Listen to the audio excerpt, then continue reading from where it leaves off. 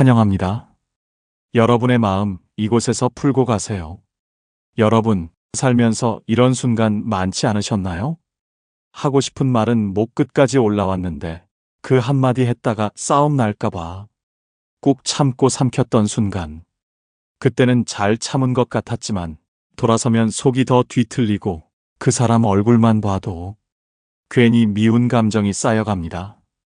반대로 더는 못 참고 속 시원하게 할 말 다 해버린 적도 있죠. 근데 그날 이후 관계가 완전히 틀어지고 내가 괜히 말했다 싶어 후회했던 경험 한두 번쯤 다들 있으실 겁니다. 그래서 결국 이렇게 되죠. 차라리 참자. 말하면 싸움 나니까. 하지만 정말 그게 답일까요? 참으면 내 속만 병들고 말하면 싸움 나는 게 우리 현실이라면 어떻게 해야 내 할 말 다 하면서도 관계를 지킬 수 있을까요? 오늘 알려드릴 겁니다. 싸움 없이 속은 시원하고 관계는 더 좋아지는 방법. 심리학과 커뮤니케이션 연구에서 밝혀진 단 한 가지 원칙과 그걸 언어로 푸는 4가지 기술. 끝까지 들으시면 더 이상 참지 않아도 됩니다. 더 이상 돌아서서 후회하지 않아도 됩니다. 오히려 할 말 다 했는데 당신 말 듣길 잘했어. 라고 고개 끄덕이며 더 가까워지는 마법 같은 방법. 지금부터 시작합니다. 오늘 주제가 마음에 드신다면 구독과 좋아요 눌러주세요. 여러분의 마음을 안아주는 좋은 컨텐츠로 보답하겠습니다.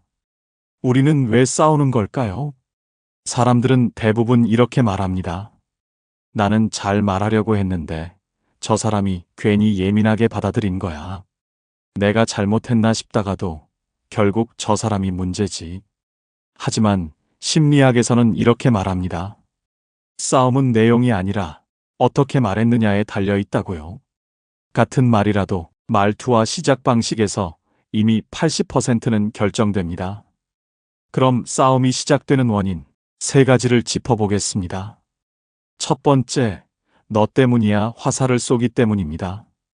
누군가에게 무언가를 지적할 때 대부분 이렇게 시작합니다. 너는 왜 항상, 당신은 맨날. 이 말 한마디에 상대의 뇌는 자동으로 방어 모드로 들어갑니다. 이해하려는 마음은 사라지고 오직 반격만 남습니다. 두 번째, 감정이 먼저 폭발하면 이성은 뒤로 물러납니다. 화가 올라온 상태에서는 논리도 이유도 소용없습니다. 뇌에서 전두엽의 활동이 약해지면서 이성적 사고가 사라지고 감정만 튀어나오죠. 세 번째, 우리는 이겨야 속이 시원하다고 착각합니다. 내가 옳다. 이 마음 하나 때문에 우리는 상대를 이기려 들고 결국 상대도 나를 공격하게 됩니다. 결국 누가 이겨도 기분은 후회로 끝납니다. 실험 이야기 하나 전해드릴게요. 미국의 한 커뮤니케이션 연구팀이 실험을 했습니다. 커플과 친구 그룹을 대상으로 평범한 대화와 비난이 섞인 대화를 나누게 한 뒤 뇌의 변화를 MRI로 관찰했죠. 비난의 언어가 오간 그룹에서는 전두엽 활동이 급격히 저하됐습니다. 쉽게 말해 상대를 비난하면 그 순간부터 상대는 이해하려는 능력을 잃고 오직 싸울 준비만 하게 된다는 겁니다. 민정 씨는 남편에게 매일 잔소리를 했습니다. 당신은 왜 이렇게 말귀를 못 알아들어? 왜 치우라고 하면 항상 안 치워? 처음에는 남편이 무덤덤했지만 결국 어느 날 이렇게 말하더랍니다. 너나 잘해. 그날 이후 두 사람은 입을 닫았고 대화는 멀어지고 둘 사이의 벽은 점점 더 두꺼워졌습니다. 싸움은 말의 내용이 아닙니다. 어떤 말투로, 어떤 마음으로 시작했는가. 거기서 이미 승패가 갈립니다. 그렇다면 이제 중요한 질문입니다. 싸우지 않고 내 할 말 다 하려면 어떻게 해야 할까요? 답은 단 하나. 바로 이해입니다. 내가 옳다는 걸 증명하려는 것이 아니라 상대도 이해하고 내 마음도 이해받게 하는 것. 그리고 무엇보다 중요한 건 내가 내 마음을 먼저 이해하는 것입니다. 내가 왜 이 말을 하고 싶은지, 지금 내 감정이 어디서 오는지를 스스로 들여다보는 순간 말이 훨씬 부드러워지고 싸움은 멀어집니다. 그게 싸움 없는 대화의 본질입니다. 자, 이제 그 이해를 언어로 푸는 4가지 방법, 지금부터 하나씩 알려드리겠습니다. 이해를 언어로 푸는 첫 번째 방법, 기승전 인정. 여러분, 말 한마디에 기적이 일어난다는 걸 믿으십니까? 그 기적은 아주 간단한 법칙에서 시작됩니다. 바로 기승전 인정입니다. 내가 하고 싶은 말 다 하고, 지적할 건 지적하되, 마지막 한 문장은 반드시 상대를 인정하며 끝내는 겁니다. 왜 그래야 할까요? 사람은 자신을 이해해주는 사람 앞에서만 마음의 갑옷을 벗습니다. 내가 100마디 옳은 말을 해도 그 속에 인정이 한마디 없으면 상대는 내가 틀렸다고 하네 하고 움츠러듭니다. 그 순간 싸움의 불씨는 다시 살아나죠. 반대로 조금 부족한 말이라도 마지막에 그래도 당신도 애썼어요. 이 한마디만 들어가면 상대의 표정이 풀어지고 마음이 열립니다. 경희 씨는 남편이 늘 늦게 오는 게 불만이었습니다. 참다 어느 날 말했죠. 당신은 왜 이렇게 집에 늦게 와? 내가 얼마나 기다리는 줄 알아? 그 순간 남편은 표정이 굳고 내가 일부러 그러는 줄 알아? 하고 맞받아쳤습니다. 그날 결국 냉전이 시작됐죠. 하지만 며칠 후 경희 씨는 같은 말을 이렇게 바꿨습니다. 당신이 바쁘다는 거 알아요. 그래도 기다리는 제 입장에서는 좀 서운했어요. 다음부터는 조금만 일찍 와줄 수 있죠? 남편의 표정이 달라졌습니다. 그날 저녁 남편이 먼저 꽃 한 송이를 들고 들어왔습니다. 그 차이는 마지막 인정 한마디였습니다. 맹자는 이런 말을 남겼습니다. 사람을 다스리려 하지 말고 그 마음을 먼저 헤아리라. 사람은 자신이 존중받는다는 느낌이 들 때 스스로 고치고 스스로 변하려는 힘을 냅니다. 억지로 밀어붙여서 바뀌는 건 없습니다. 결국은 이해와 인정 속에서만 진짜 변화가 일어납니다. 가장 효과적인 말이 있습니다. 저는 이런 부분이 조금 아쉽습니다. 하지만 당신이 좋은 마음으로 한 건 저도 잘 알고 있습니다. 조금 더 솔직하게 말해야 할 땐 이렇게 하세요. 당신이 나름 애쓴 건 알지만 그 애씀 속에 제 입장은 없었다는 게 서운했어요. 이 한마디까지 하고 나면 상대는 함부로 반박하지 못합니다. 왜냐고요? 비난이 아니라 사실과 이해, 그리고 존중을 담았기 때문입니다. 말의 끝을 인정으로 마무리하면 그 어떤 상황에서도 싸움은 시작되지 않습니다. 오히려 상대는 나를 다시 보게 되고 관계는 한층 더 깊어집니다. 여러분, 기억하세요. 비난으로 끝내면 불편함이 남고 인정으로 끝내면 고마움이 남습니다. 다음은 이해를 언어로 푸는 두 번째 방법, 나 전달법입니다. 지금부터 더 깊이 들어갑니다. 우리는 화가 날 때 대부분 이렇게 시작하죠. 당신은 왜 그래? 너는 항상 왜 그러니? 그런데 이렇게 말하는 순간 상대의 귀는 닫히고 마음은 벽을 칩니다. 왜냐하면 사람의 뇌는 너라는 비난의 화살을 맞는 순간 자신을 방어하려는 본능이 작동합니다. 이해하려는 마음은 사라지고 머릿속은 어떻게 반격할지 계산하기 바빠집니다. 그래서 싸우지 않고 내 마음을 전달하는 가장 강력한 방법은 바로 나 전달법입니다. 너 때문에가 아니라 나는 이렇게 느꼈어라고 시작하는 것. 내 감정을 중심으로 말하는 겁니다. 이걸 왜 해야 하냐고요? 철학자 쇼펜하우어는 이렇게 말했습니다. 진실을 말할 때는 칼날처럼 날카로워도 되지만 그 칼날 끝에는 반드시 부드러운 손잡이가 있어야 한다. 그 부드러운 손잡이가 바로 내 감정을 담은 이야기입니다. 예를 들어 볼게요. 남편이 약속을 어겼다고 해서 이렇게 말하면 안 됩니다. 당신은 왜 약속을 안 지켜? 또 나 실망시키네? 이렇게 하면 바로 싸움이죠. 하지만 이렇게 말해보세요. 내가 오늘 기대가 좀 컸나 봐요. 당신이 약속을 잊은 걸 보니 괜히 혼자 바보가 된 느낌이 들어서 속상했어요. 비난이 아닌 내 감정을 설명하는 순간 상대는 변명하지 않고 미안함을 느낍니다.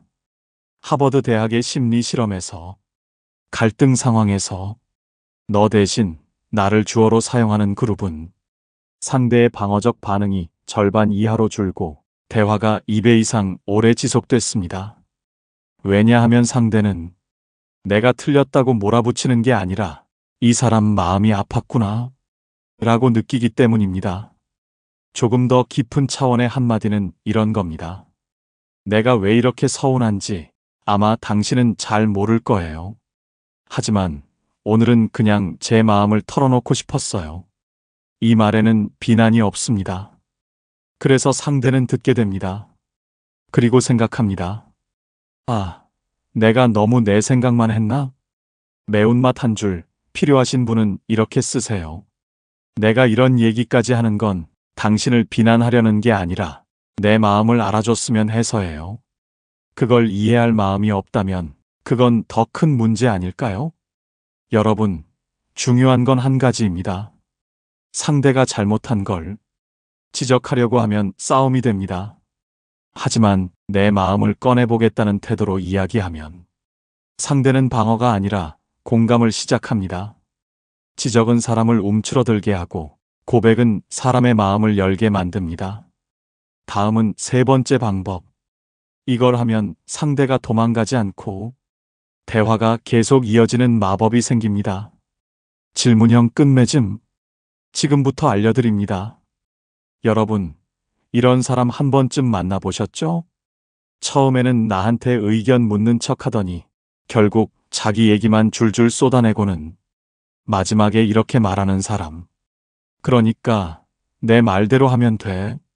그 순간 어떤 기분 드세요? 속으로는 이럽니다. 아, 그냥 네 말하고 싶었던 거지? 내 얘기는 듣는 척만 하고 답은 정해져 있었네. 입을 열어도 소용없겠다는 허탈함. 그래서 괜히 고개만 끄덕이고 마음은 싹 닫아버립니다. 그 다음부터요? 그 사람이 무슨 말을 해도 그래, 네 잘났다 하며 듣는 둥 마는 둥. 대화는 이렇게 무너집니다. 상대는 내 이야기를 듣는 것 같지만 사실 자기 결론을 밀어붙이는 순간 그건 대화가 아니라 통보가 됩니다. 여러분, 기억하세요. 내가 아무리 좋은 말을 해도 마지막을 닫아버리면 상대는 벽을 칩니다. 그런데 그 마지막에 질문 하나만 더 하면 그 벽이 문으로 바뀝니다. 질문은 상대의 마음을 여는 열쇠입니다. 소크라테스는 이렇게 말했습니다. 질문은 영혼을 깨우는 도구다. 질문을 던지는 순간 상대는 스스로 생각하기 시작합니다. 내가 시키는 대로 따라오는 게 아니라 스스로 움직이는 주체가 되는 겁니다. 그래서 내 말의 끝에는 꼭 질문을 달아야 합니다. 나는 이렇게 생각해. 그런데 너는 어떻게 생각해? 이 한마디로 상대는 내 말을 받아들이려 합니다. 영국 옥스퍼드 대학의 연구팀은 이런 실험을 했습니다. 직장 내 팀장들에게 한 가지 조건을 주고 팀 회의를 진행하게 했습니다. 지시하거나 결론을 내지 않고 마지막은 반드시 질문으로 마무리하라는 것이었습니다. 내 생각은 이렇습니다. 여러분 생각은 어떠세요? 혹시 제가 놓친 부분이 있을까요? 이렇게 끝맺게 했습니다. 그랬더니 놀라운 결과가 나왔습니다. 회의 중 의견 제시 빈도가 2배 이상 늘었고 평소 말이 없던 팀원들조차 손을 들고 이야기하기 시작했습니다. 회의 후 만족도 조사를 했더니 존중받는 느낌이 들었다는 응답이 80%에 달했습니다. 왜일까요? 질문은 상대를 대화의 손님이 아니라 주인으로 앉히는 힘이 있기 때문입니다. 그래서 내 말의 끝에는 이런 질문 한마디를 더해보세요. 제 생각은 이런데 당신은 어떻게 보세요? 혹시 다른 의견이 있으면 알려주세요. 제가 너무 제 입장에서만 말했나요? 당신 생각도 궁금해요. 이 상황을 당신이라면 어떻게 풀었을까요? 내가 몰랐던 부분이 있다면 이야기해 주세요. 질문형 끝맺음은 내가 상대에게 공 하나를 넘기는 행위입니다. 내가 다 정리해서 마침표를 찍는 게 아니라 상대가 스스로 참여하도록 물음표로 끝내는 것. 이 물음표 하나가 관계의 온도를 완전히 바꿔놓습니다. 여러분, 말은 닫지 마세요. 마지막에 한 번 더 물어보세요. 그 물음표 하나가 상대를 듣게 만들고 대화는 싸움이 아니라 같이 답을 찾아가는 과정으로 바뀝니다. 다음은 네 번째 방법. 모든 말에는 타이밍이 있습니다. 감정이 끓어오를 때 내뱉는 말은 100번 후회로 돌아옵니다. 현명한 사람들은 그 순간 멈추는 법을 알고 있습니다. 시간차 전략. 지금부터 알려드립니다. 여러분, 화가 치밀어 오를 때 입을 열면 어떻게 될까요? 대부분 그 순간 나오는 말은 칼처럼 날카롭고 상대의 가슴에 상처를 냅니다. 그리고 그 말은 다시 내게 돌아옵니다. 후회라는 이름으로요. 그런데 우리 마음속에는 이런 유혹이 있죠. 지금 바로 말해야 속이 시원할 것 같아. 하지만 그 시원함은 잠깐이고 돌아서면 더 큰 찜찜함과 후회가 밀려옵니다. 그래서 가장 현명한 사람들은 시간차 전략을 씁니다. 그 자리에서 바로 말하지 않고 잠시 멈추고 시간을 둡니다. 왜 이게 필요할까요? 인간의 뇌는 감정이 극도로 흥분했을 때 이성을 담당하는 전두엽 기능이 떨어집니다. 특히 화나 분노 상태에서는 논리적 사고가 작동하지 않고 무의식적인 공격 본능만 활성화됩니다. 독일 철학자 쇼펜하우어는 이렇게 말했습니다. 감정이 뜨거울 때 내뱉는 말은 돌이킬 수 없는 화살이 되어 자신을 찌른다. 결국 현명한 사람은 뜨거운 순간에 말을 멈추고 식은 다음에 입을 엽니다. 여러분, 경험해 보셨죠? 싸우고 나서 몇 시간 후에는 내가 왜 그때 그렇게까지 말을 세게 했지? 후회하고 마음이 무거웠던 적. 그때는 이미 늦었습니다. 그래서 중요한 건 20분의 법칙입니다. 뇌과학자들은 이렇게 말합니다. 분노나 강한 감정은 20분 정도 지나면 진정되기 시작합니다. 그 20분을 참아내면 말의 온도가 달라집니다. 예를 들어 볼까요? 가족이나 배우자와 큰 갈등이 생겼을 때 이렇게 해보세요. 지금은 제가 흥분한 상태라 현명하게 말할 자신이 없어요. 조금만 생각 정리하고 이야기할게요. 우리 잠깐 멈추고 조금 있다가 다시 얘기해요. 제가 지금은 감정이 올라와서 좋은 말이 안 나올 것 같아요. 조금만 시간을 주세요. 이 한마디로 불붙을 상황이 스르르 진정됩니다. 상대도 잠시 숨을 고를 시간이 생기죠. 그리고 나서 다시 말하면 같은 내용이라도 말투가 부드러워지고 상대도 받아들이는 자세가 달라집니다. 시간차 전략은 도망이 아닙니다. 내가 감정의 폭발을 조절할 줄 아는 강함입니다. 여러분, 화가 나서 입이 열리려는 순간 스스로에게 이렇게 물어보세요. 지금 말해도 후회 안 할까? 지금 이 말은 상대를 위한 걸까? 내 감정풀이일까? 20분만 참으면 더 나은 말이 나오지 않을까? 잠시 멈추고 돌아서면 상황이 다르게 보입니다.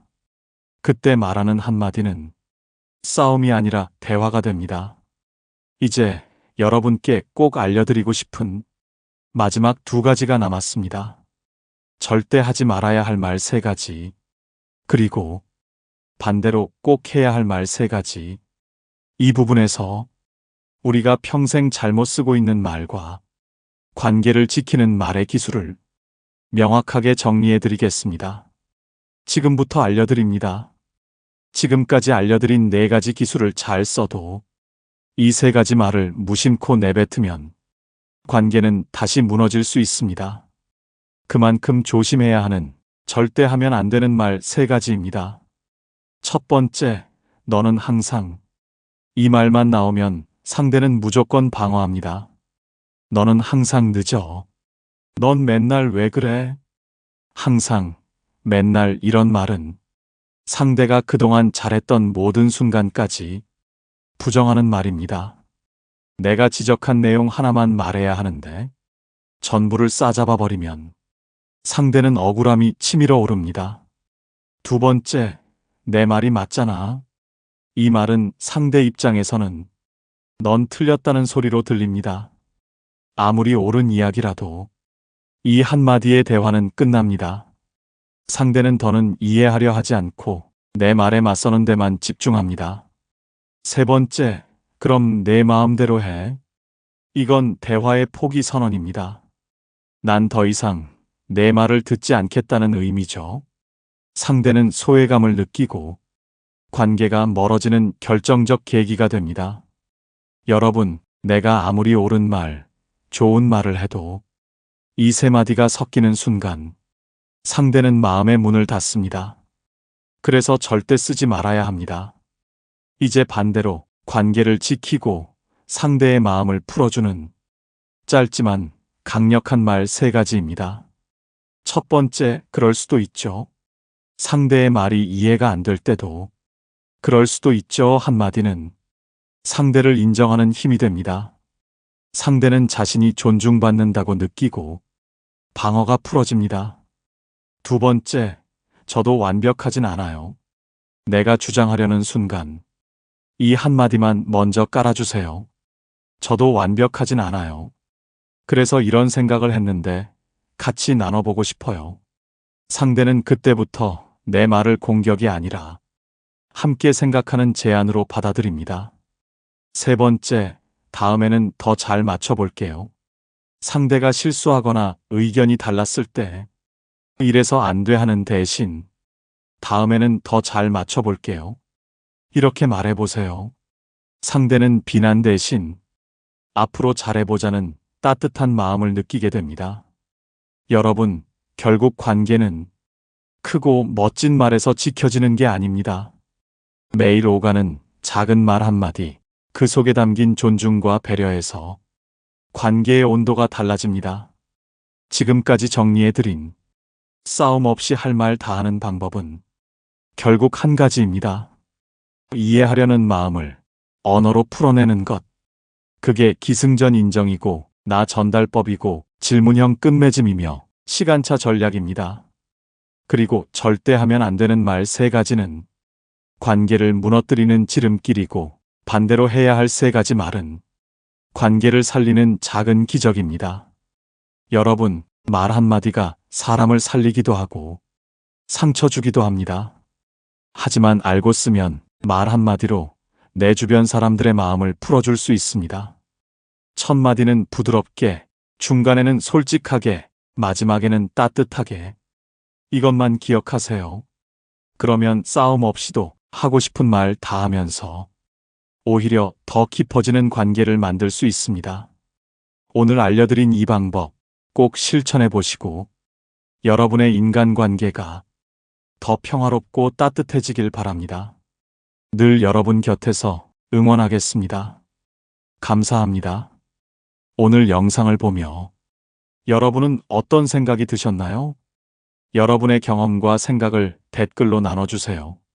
여러분의 이야기가 누군가에게 큰 위로와 깨달음이 될 것입니다. 오늘 영상이 도움이 되셨다면 소중한 분들께 공유해 주시고 구독과 좋아요로 저를 응원해 주세요. 여러분과의 소중한 연결이 저에게 큰 힘이 됩니다. 오늘도 행복한 하루 되세요. 이상으로 마음 풀고 가세요 였습니다.